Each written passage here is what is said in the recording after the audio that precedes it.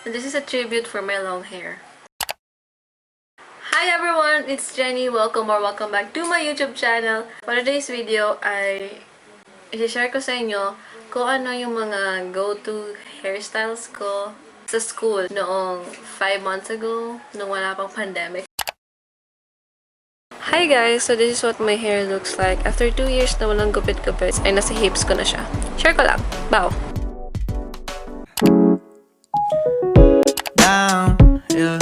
First hairstyle is low ponytail. I literally keep my side part and just do a low ponytail. Then, nilalabas ko lang yung mga baby hair ko para style. I don't know.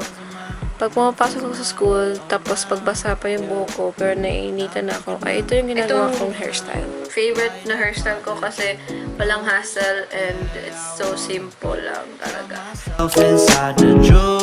Next is low bun.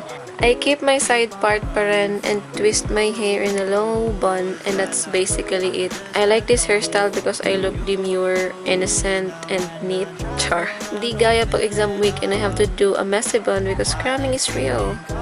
When the sun come out, might just waste away, don't know what life about. Another day go by, don't know what got me down. Another hairstyle is just a simple braid. I keep my side part and just do a braid, and that's it. I do this hairstyle if I have a lot of time in my hands because I can take my time and do braids. Walk around like who you, yeah, just something you get used to. Breaking news got me breaking. I was present, hopeless, praying. Next hairstyle ay itong half up, half down hairstyle. Basically, kumukuha lang ako ng ilang strands sa unahan and tie it. Tapos, twist ko lang ito for effects like so. Hindi ko palagi itong ginagawa, but I really like this hairstyle. On the ball like BB, don't make no mistakes, got the faith. The 18 just not gonna be the same.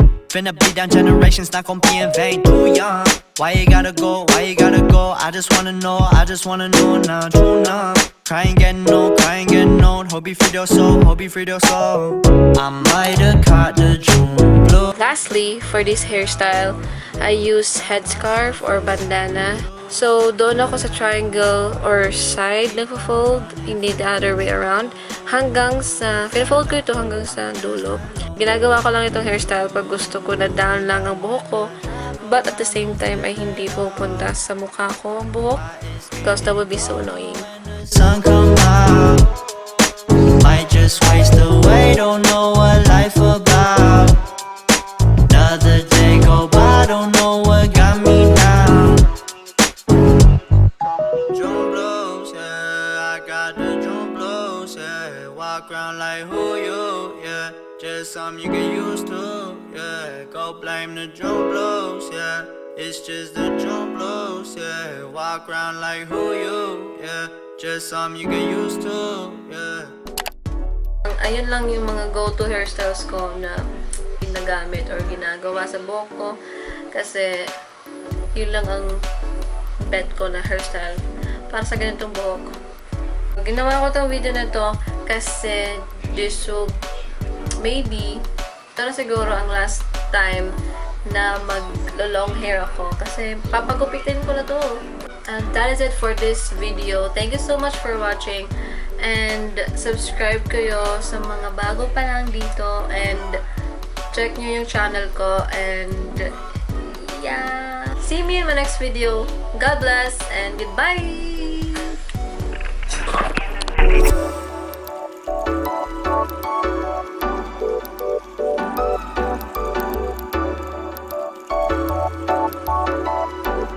I do this hairstyle if I have a lot of time in my hands kasi I can take my time and do braids. Kasi I do this hairstyle if I have a lot of my